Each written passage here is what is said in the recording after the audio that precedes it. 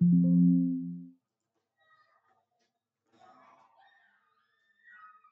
Hind everyone, how are you all? I hope that all you are well and start करते हैं और उम्मीद करता हूँ आप सब अच्छे होंगे अपने परिवार के साथ।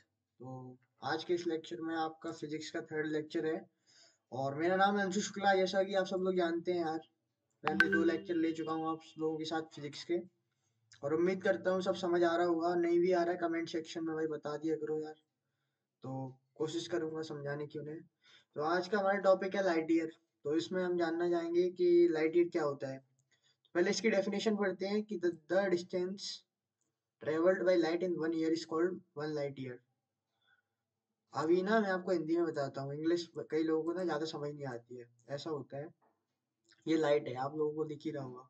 ये लाइट ना जब ट्रेवल करती है 1 ईयर में, जितना भी डिस्टेंस ये ट्रेवल कर लेगी उसको अपन लाइट ईयर बोल देंगे। और इससे पीवाईक्यू भी बना है। जो लाइट ईयर होती है वो किसकी यूनिट होती है भाई, तो वो डिस्टेंस की होती है, ये याद रखना। काफी एसएससी वगैरह ये कई एग्जाम्स में पूछ रखा है इनने, तो आप लोगों के लिए इम्पोर्टेंट है। इवन एनडीए में भी आ रखा है, तो आई होप आप इसको याद रखेंगे। लाइट ईयर आपकी किसकी यूनिट है, तो यहाँ मैंने मेंशन कर दिया डिस्टेंस। ओके, नोट्स में इम्पोर्टेंट है, ऐड कर देना इसको, तो आप ही के लिए बेनिफिट रहेगा। पीवाईक्यू भी है, ठीक है। समझ तो आई गया होगा कि जो लाइट होती है 1 ईयर में जितना डिस्टेंस ट्रेवल करती है इसी को लाइट ईयर बोलते हैं। आगे चलते हैं, एस्ट्रोनॉमिकल यूनिट क्या होता है इसको समझते हैं। पहले definition, distance between sun and earth is called light astronomical distance. I hope definition clear होगी। मतलब जो भी डिस्टेंस होगा आपका, ये सन दिख रहा होगा आपको यहाँ पे, सन और ये अर्थ, इसके बीच में जो भी डिस्टेंस होती है उसी को अपन 1 AU बोलते हैं। इसको शॉर्ट फॉर्म में AU बोलते हैं। ये मान लो आपका सन है, यहाँ पे समझा देता हूँ एक बार और ये आपका अर्थ है यहाँ पे। ओके, राइटिंग को थोड़ा इग्नोर करना भाई प्लीज यार। तो ये रहा आपका अर्थ, इनके बीच में जो डिस्टेंस होता है उसी को अपन ना 1 AU यानी 1 एस्ट्रोनॉमिकल यूनिट बोलते हैं। और ये इंटर सेलेस्टियल बॉडीज जो होती हैं उनको डिस्टेंस नापने के लिए होता है। आगे समझेंगे। पारसेक ये क्या होता है, अभी इसको समझाता हूँ। It is distance eight which 1 AU subtends an angle of 1 arc second. अभी डेफिनेशन तो इतनी क्लियर नहीं होगी, तो अभी आपको और समझाता हूँ ये क्या होता है। ये ना डिस्टेंस डी जो है वो आपका क्या है, पारसेक। ये लिखा है यहाँ पे, क्लियरली मेंशन है, पारसेक है। और ये पी जो है वो आपका क्या है भाई, पैरेलैक्स एंगल, ये यहाँ पे क्लियर मेंशन है। तो ये जो पी एंगल पे जितना भी इसने ए यू पर डिस्टेंस किया है उसी को अपन पारसेक बोलते हैं, ठीक है। ये कोई स्टार है, अपन को स्टार से डिस्टेंस मेजर करनी है सन से, तो उसी के लिए होता है ये पारसेक। और इनकी स्पेसिफिक वैल्यू अपन जानते हैं, ये लिखा हुआ देखो, units used to measure distance between stars and galaxies, parsec light year astronomical unit, ठीक है। पार्सेक की स्पेसिफिक वैल्यू आपको रखनी पड़ेगी, इसमें मैं कुछ नहीं कर सकता भाई लोग। इसकी न्यूमेरिकल वैल्यू रख लेना, क्योंकि पूछ लेता है कभी कभी एग्जाम में। 3.08 इंटू ये मल्टीप्लाई है ना 10 टू पावर 16 मीटर। ओके, इसको किलोमीटर में कन्वर्ट करना आना चाहिए। किलोमीटर में क्या ही है भाई, 10 टू पावर 16 मीटर है ना, इसको 1000 से मल्टीप्लाई करोगे ना तो आपका किलोमीटर में आ जाएगा। ओके,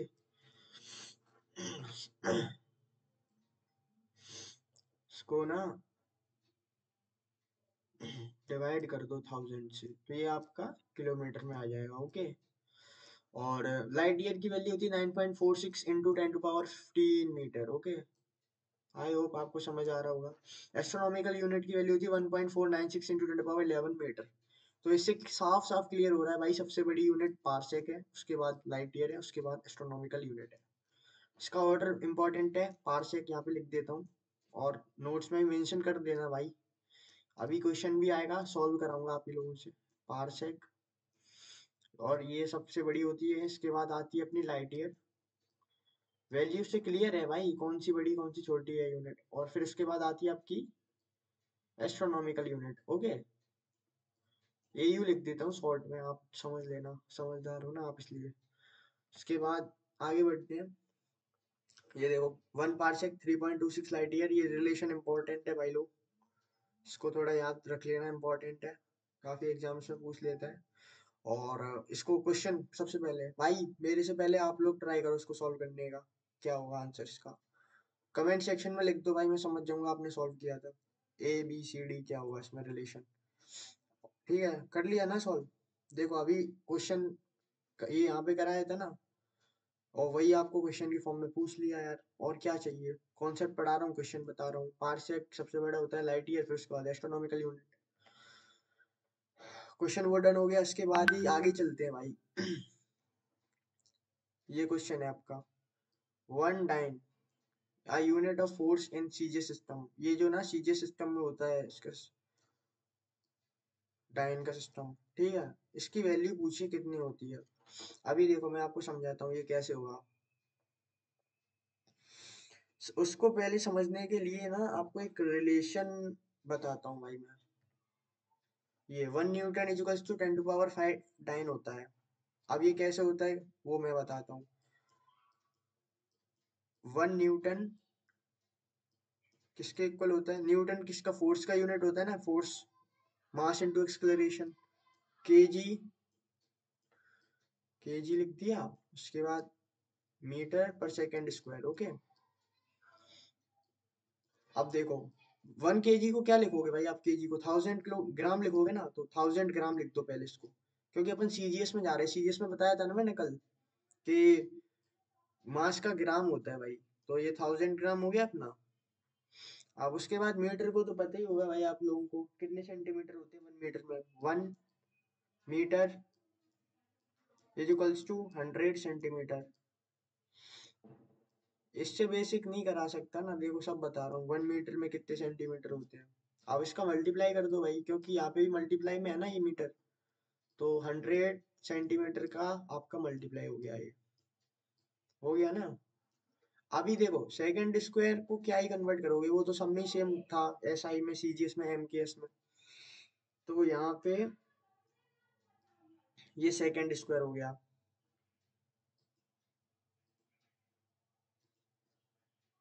ये सेकंड थोड़ा गड़बड़ हो गया है, इसको सही करते हैं। हाँ, अब देखो यहाँ पे ना अपना हो गया है सेकंड स्क्वायर।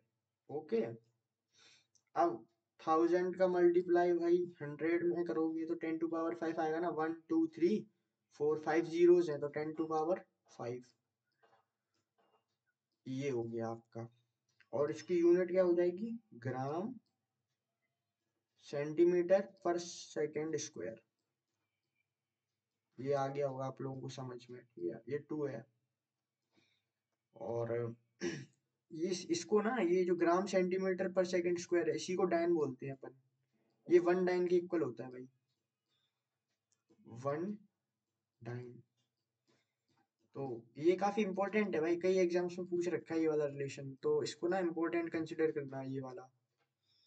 ये काफी इंपॉर्टेंट है, लिख देता हूँ यहाँ पे। और इम्पोर्टेंट, जो भी इम्पोर्टेंट बताता हूँ लिख दिया करो, काफी इम्पोर्टेंट रहता है वो। अभी देखो यहाँ पे पूछा है 1 डाइन कितना होता है। 1 न्यूटन अपन ने पढ़ा अभी, 1 न्यूटन = 10⁵ डाइन होता है यार, ठीक है।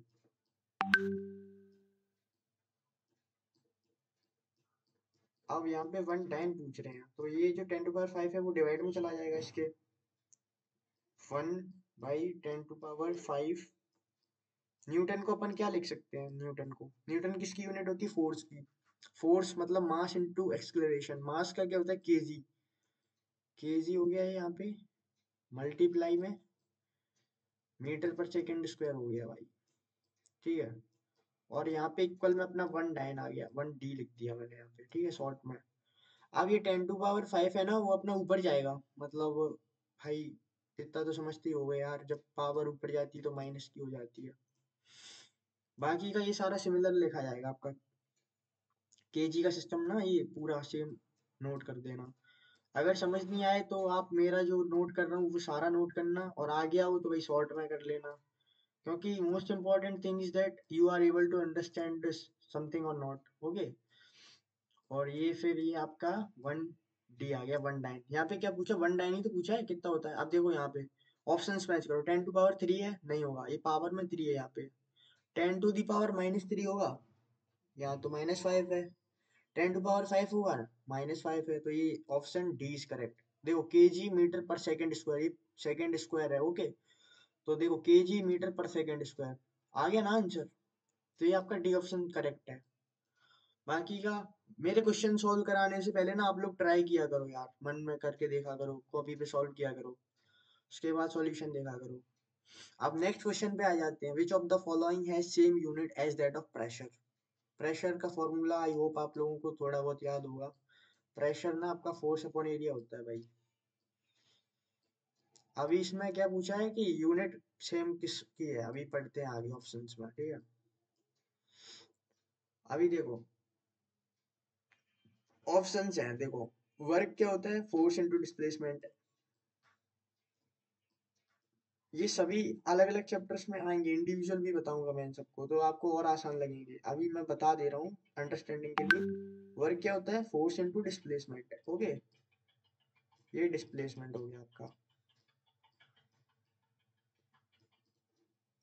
फोर्स क्या होता है, पहले तो इसी प्रेशर का निकालते हैं यार।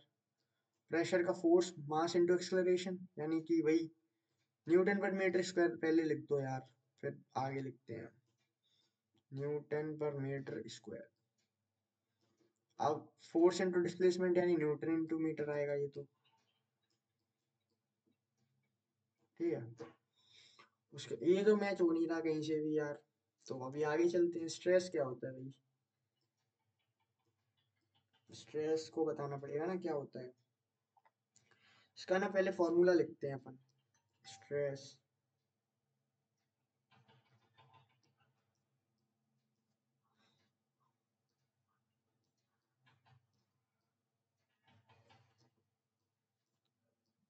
Force upon area.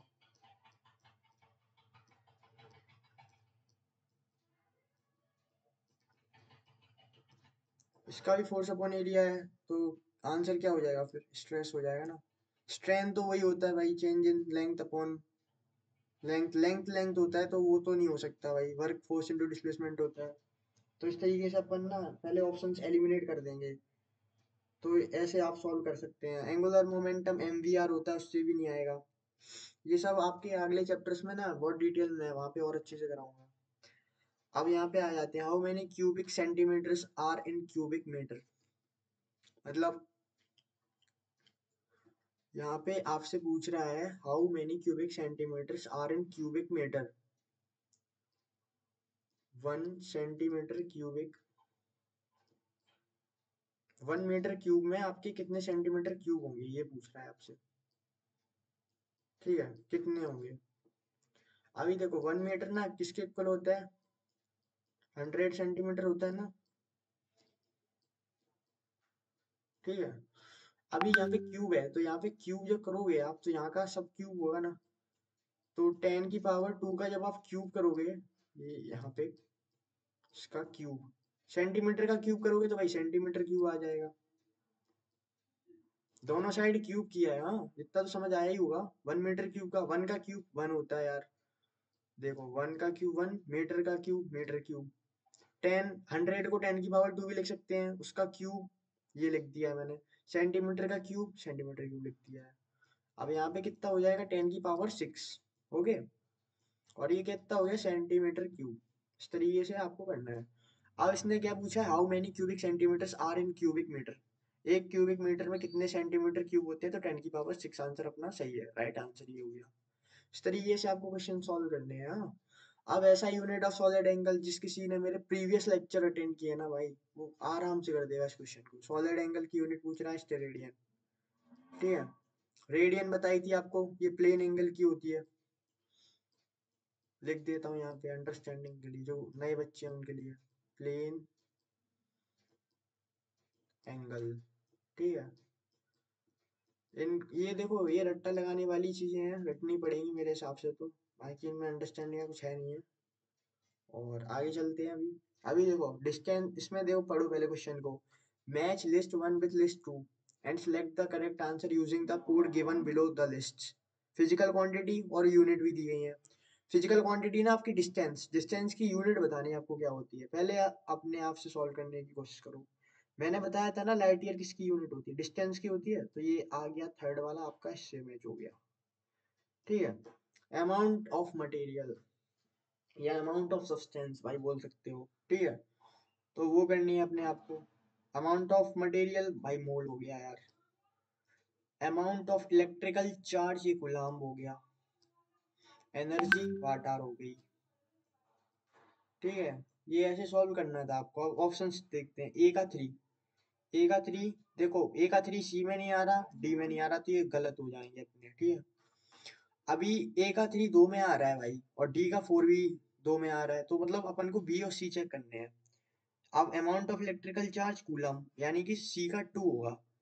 सी का 2 किसमें है, ए में, तो ऑप्शन ए अपना करेक्ट हो जाएगा, बी भी गलत हो जाएगा। ठीक है, अभी आगे चलते हैं। इन ऐसा unit of force Newton is given by. अभी मैंने आपको एक प्रीवियस क्वेश्चन सॉल्व कराया, उसमें काफी अच्छे से आपने समझा होगा। जो 1 न्यूटन होता है, पहली बात तो 1 न्यूटन किसकी यूनिट होती है, आपकी फोर्स की। फोर्स, फोर्स किसके इक्वल होता है, मास इंटू एक्सलेरेशन। ठीक है, मास इंटू एक्सलेरेशन। अब मास क्या होता है भाई, मास की यूनिट क्या होती है, केजी। कल ही बताई थी यार, फंडामेंटल यूनिट होता है मास। और एक्सलेरेशन की ना अपनी यूनिट होती है मीटर पर सेकेंड स्क्वायर, तो वहां से ये आ गया। ठीक है, अभी चेक कर लो भाई, 1 न्यूटन किसके इक्वल है इधर, 1 kg मीटर पर सेकेंड स्क्वायर, ये मल्टीप्लाई में है भाई। ठीक है, और ये डिवाइड में है, और ये तो इसमें मीटर डिवाइड में आ गया, तो ये तो आंसर नहीं होगा, ऑप्शन ए गलत है। इसमें केजी सेकेंड स्क्वायर मल्टीप्लाई में आ गया, जबकि डिवाइड में आ रहा है, तो ये भी गलत है भाई। 1 न्यूटन इक्वल्स टू केजी, ये सारी मल्टीप्लाई में आ रहे हैं, तो ये भी गलत है। ठीक है, अभी बी अपना ऑप्शन सही है, क्योंकि केजी इंटू मीटर पर सेकेंड स्क्वायर। ठीक है, तो इसका आंसर बी हो जाएगा अपना। Which one of the following cannot be the unit of frequency of sound? Frequency पढ़ाऊंगा आप लोगों को डिटेल में, अभी शॉर्ट में बता देता हूँ। 1/टाइम पीरियड होता है, सब बताऊंगा इसका जब लेक्चर आएगा, इसको डिटेल में बताऊंगा। 1/टाइम पीरियड, तो सेकंड इनवर्स इसकी यूनिट हो जाएगी। हर्ट्स भी इसको बोलते हैं, ये भी यूनिट होती है इसकी। ठीक है, और मिनट पर सेकेंड यार, देखो इसकी यूनिट होगी, क्योंकि ये भी कहीं ना कहीं टाइम में ही है जो सेकंड इनवर्स होता है, तो ये भी यूनिट होगी इसकी। अभी देखो, ये जो डीबी होती है ना, डेसिबल, ये साउंड की होती है भाई, तो ये नहीं हो सकती यूनिट। तो अपना इसका नॉट पूछा है, कैन नॉट भी। ये क्वेश्चन पढ़ते टाइम ध्यान देना भाई, कि कैन पूछा है या कैन नॉट पूछा है, ये भी यूपीएससी काफी खेलता है इससे। मैं भी जब अटेम्प्ट करता था, काफी अच्छे से पढ़ता था क्वेश्चन, क्योंकि आता हुआ क्वेश्चन गलत होता है अगर नहीं पढ़ते हैं अपन क्वेश्चन सही से।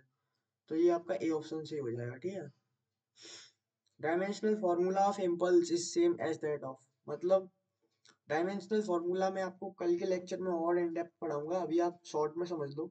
डायमेंशनल फॉर्मूला ना उसको बोलते हैं, जैसे कि आप किसी भी क्वांटिटी को ना मास लेंथ और टाइम के कंपैरिजन में लेकर आओ, उसी को बोलते हैं एम की पावर ए, एल की पावर बी, और टी की पावर सी। ये डायमेंशनल फॉर्मूला इस तरीके से लिखते हैं। A B C numerical values होती हैं भाई, ये फ्रैक्शन में नहीं आ सकती, मतलब A is equals to B is equals to C equals to integers बोल दो भाई। यहाँ माइनस आ सकता है, प्लस आ सकता है, लेकिन फ्रैक्शनल नहीं आ सकता, बस ये है। ठीक है, इंटीजर्स मैंने लिख दिया है बेटर अंडरस्टैंडिंग के लिए। अभी देखते हैं इम्पल्स। इम्पल्स क्या होता है, इम्पल्स फोर्स इनटू टाइम होता है भाई आप लोगों का, फोर्स मल्टीप्लाई बाई टाइम। अभी इसकी यूनिट क्या निकलेगी, Newton into second, Newton into second. अब देखो, work force into displacement, work force into displacement, force into displacement, यानी न्यूटन इंटू मीटर होगा भाई इसका। तो ये फिर ये तो मैच नहीं हो रही यार सिंपल से, तो अपना ये भी नहीं होगा यार। अभी दूसरा ऑप्शन चेक करते हैं। दूसरा ऑप्शन अपना क्या, प्रेशर। प्रेशर क्या होता है, फोर्स बाई एरिया,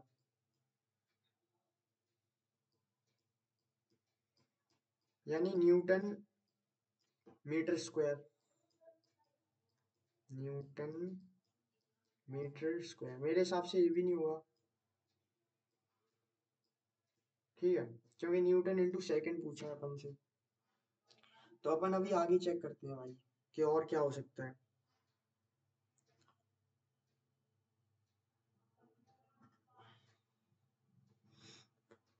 इसके बाद अपन पहले एंगुलर मोमेंटम चेक करते हैं, इसका क्या होगा। एंगुलर मोमेंटम का फॉर्मूला देखते हैं, उसके बाद उसकी यूनिट्स निकालते हैं। ठीक है, देखो एंगुलर मोमेंटम अपना L equals to M V R होता है, mass into velocity into radius. तो ये हो गया के जी। ठीक है, आर का रेडियस का मीटर, वेलोसिटी का मीटर पर सेकेंड स्क्वायर, पर सेकेंड स्क्वायर। ठीक है, अभी इसको कन्वर्ट करते हैं अपन न्यूटन के टर्म्स में। ठीक है, तब देखते हैं इसका क्या आता है। और अभी उसका यहाँ पे करते हैं, स्पेस नहीं है ना इस वजह से। अब देखो फोर्स क्या होता है, mass into acceleration, mass into acceleration. ठीक है, रुकना नेक्स्ट पेज देखता हूँ, अगर ब्लैंक होगा वहां समझाता हूँ। नहीं स्पेस नहीं है, रुको एक सेकंड इरेज करता हूँ। ये लो, ये तो आपको समझ आ ही गया डायमेंशनल फॉर्मूला, इसी को इरेज करता हूँ फिर समझाता हूँ क्या है। उसके बाद आगे बढ़ते हैं यार। अब देखो, हाँ अपन ने ये लिख दिया ना के जी।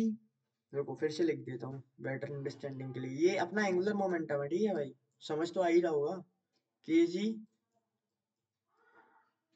और मीटर स्क्वायर और divide by second square. Okay, अभी देखो फोर्स, वो फोर्स क्या होता है, मास इनटू एक्सेलरेशन, यानी केजी मीटर पर सेकंड स्क्वायर होता है, केजी मीटर पर सेकंड स्क्वायर।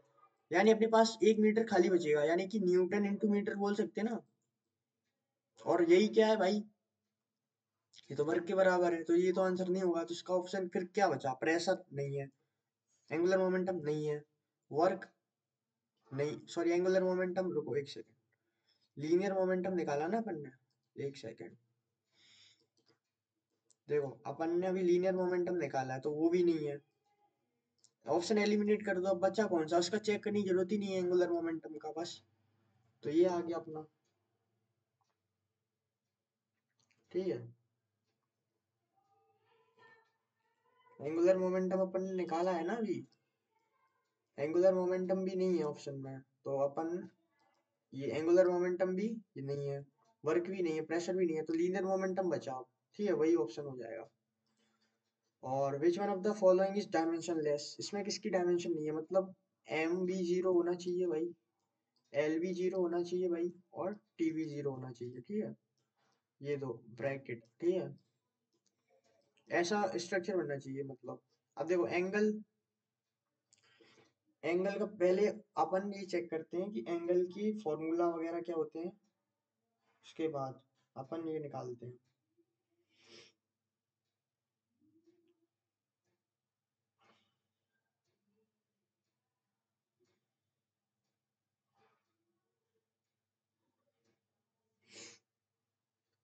एंगल ना अपना थीटा में मेजर होता है भाई, एंगल थीटा में मेजर होता है भाई। तो उसकी आ नहीं सकती ना मास लेंथ टाइम के मतलब कंपैरिजन में। तो थीटा इनवर्स होगा भाई इसका फिर एंगल का, तो ये तो M zero L zero T zero हो गया, इसका नहीं हो सकता। आगे चेक करते हैं स्ट्रेन। स्ट्रेन का भाई फॉर्मूला आप लोगों को याद होगा तो आप कर लोगे। ठीक है, स्ट्रेन का फॉर्मूला होता है change in length divide by length. Strain ना आपका लेंथ, चेंज इन लेंथ, एक second, strain is equals to delta L, मतलब चेंज इन लेंथ डिवाइड में एल। अब देखो जो इसकी यूनिट निकलेगी ना दोनों की, ऊपर भी मीटर आएगा नीचे भी मीटर आएगा, क्योंकि भाई चेंज इन लेंथ भी तो मीटर में ही आएगा। आपकी 6 मीटर एक जगह लेंथ आई, एक जगह 9 मीटर आई, तो आपका चेंज इन लेंथ 3 मीटर ही तो आया, मीटर में ही तो आया मतलब। मीटर से मीटर कैंसिल आ गया, ये भी डायमेंशन लेस हो गया। अभी स्पेसिफिक ग्रेविटी ये क्या होता है, फॉर्मूला याद होगा भाई, लिख के निकाल सकते हो। Density of object upon density of fluid होता है भाई, स्पेसिफिक ग्रेविटी। ये शॉर्ट में लिख दिया, समझ लेना, स्पेस थोड़ा कम है। तो स्पेसिफिक ग्रेविटी अपना क्या होता है? Density of object, density of fluid, density of object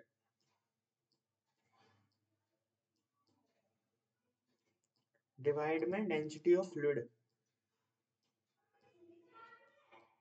density of fluid, ठीक है।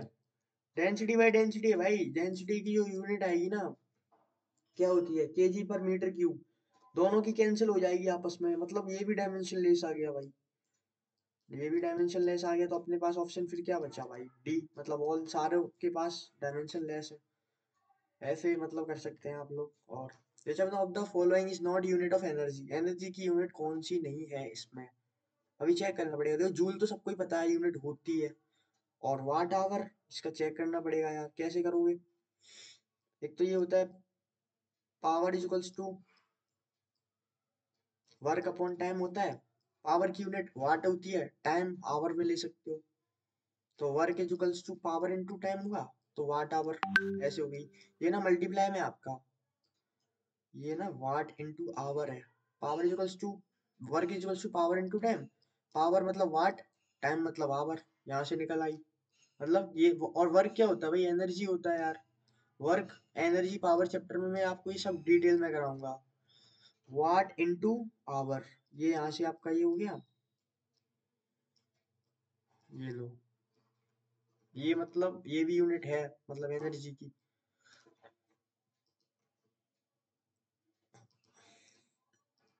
ये एक्स्ट्रा कैसे आ गई? ये इरेज नहीं होगा, ये थोड़ा करेक्शन कर लेना, ये मीटर में ये टी नहीं है, ठीक है।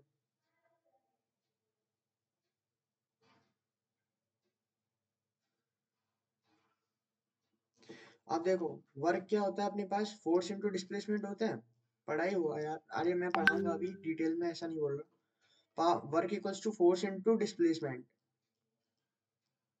ये लो, ठीक है। अब वर्क क्या होता है अपना? फोर्स इनटू डिस्प्लेसमेंट, फोर्स की यूनिट न्यूटन, और डिस्प्लेसमेंट मीटर, तो न्यूटन इनटू मीटर, यानी कि थर्ड वाली भी आपकी यूनिट है एनर्जी की। वर्क तो एनर्जी होता है ना। और अब भाई ऑटोमेटिकली नॉट पूछा है, तो ऑप्शन डी क्यों ही चेक करना, तो ऑप्शन ये करेक्ट हो गया, बाकी का इरेज कर दो, क्योंकि मैंने ये समझाने के लिए आपको बताया था, ये मल्टीप्लाई में ही है, वाट इनटू आवर, ठीक है। और ये भी यूनिट होती है, ठीक है। आगे चलते हैं आप। आगे क्या कह रहा था? Unit of the ratio between thrust and impulse is same as that of. अभी देखो थ्रस्ट क्या होता है? फोर्स ही होता है एक तरीके का। थ्रस्ट ना आपके आगे आएगा, उसको समझाऊंगा क्या होता है ये। अभी सिर्फ आप ये देख लो, ये थ्रस्ट ना फोर्स ही होता है, मतलब इसकी यूनिट भी भाई न्यूटन ही होगी। अभी इतना समझ लो बस। अभी इम्पल्स तो बताया ही था, फोर्स इनटू टाइम होता है, इतना तो याद रहे, इतना ही होगा यार। ये इम्पल्स फोर्स इनटू टाइम हो गया यहाँ पे। अब देखो फोर्स, अब देखो इसका रेशियो पूछा है, पहले क्या थ्रस्ट दिया है, तो पहले न्यूमरेटर में थ्रस्ट और डिनोमिनेटर में इम्पल्स। तो थ्रस्ट ना अपना ऊपर रखेंगे, थ्रस्ट ये यहाँ पे आ गया, और डिवाइड में अपना इम्पल्स रखेंगे यहाँ पे, इम्पल्स, इम्पल्स, ठीक है। अब थ्रस्ट क्या होता है? न्यूटन। इसको न्यूटन की एन लिख दूं, न्यूटन इंटू सेकेंड ही यहाँ पे हो गया, न्यूटन से न्यूटन कैंसिल हो गया अपना, तो ये 1/सेकेंड हो गया। 1/सेकेंड यार फ्रिक्वेंसी का होता है, देख लो ऑप्शन में कहा, ये रहा। आगे चलते हैं। विच one of the following is not basic SI unit? अरे कल पढ़ाए थे भाई बेसिक एसआई यूनिट क्या होते हैं, उसमें एम्पियर पढ़ा था, करंट का होता है केल्विन, ये स्पेलिंग थोड़ा यार सही करना, केल्विन का।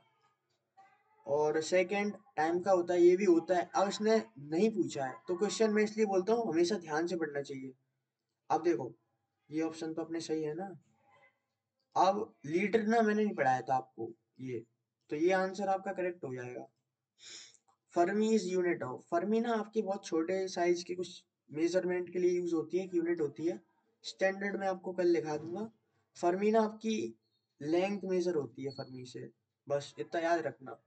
अब देखो, अब आता है PYQ आपका। Light year is a unit for measurement of very large distances. Light year पढ़ाया था ना मैं, किसके लिए यूज होता है ये भी बताया था। अभी आपकी बारी है, वो कमेंट में बताओ इसका यार answer. Light year is a unit for measurement of very large time intervals. Light year is a unit for measurement of intensity of light. फालतू के ऑप्शंस दे रखे हैं 2 और 3। वन आपका करेक्ट है, वन अगर करेक्ट है ऑप्शन डी सही है। ठीक है। आप देखो, एक क्वेश्चन के जरिए ना उनने आपसे 3 क्वेश्चन पूछ लिए। अगर आपको इन दो की नॉलेज नहीं होती ना, तो आप क्वेश्चन नहीं से कर पाते। तुक्का लगाते गलत होता भाई, होता है गलत। द ऐसा unit of the SI unit of gravitational constant G is. Gravitational constant आपको ग्रेविटी चैप्टर में आएगा, वहां पढ़ाऊंगा। वैसे फॉर्मूला इसका ये होता है, F equals to G m1 m2 upon R square. ठीक है।